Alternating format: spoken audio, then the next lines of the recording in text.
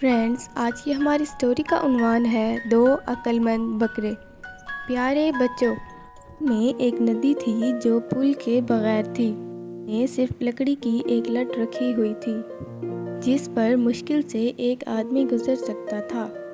ایک دفعہ اتفاق سے دو بکریاں آمنے سامنے ندی پہ آ گئیں۔ انہیں ندی عبور کرنی تھی۔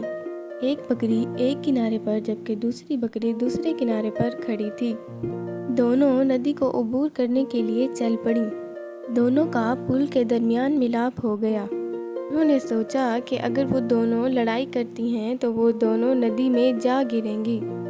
اس کی بجائے انہوں نے عقل مندی سے کام لیا۔ بکری لٹ پر بیٹھ گئی اور دوسری بکری اس کے اوپر سے گزر گئی۔ اور پھر بعد میں پہلی بکری اٹھی اور کنارے پر پہنچ گئی۔ اس طرح دونوں بکریوں نے عقل مندی اور صلح پسندی سے اپنے لیے ایک آسان راستہ تلاش کر لیا اور منزل تک پہنچ گئی۔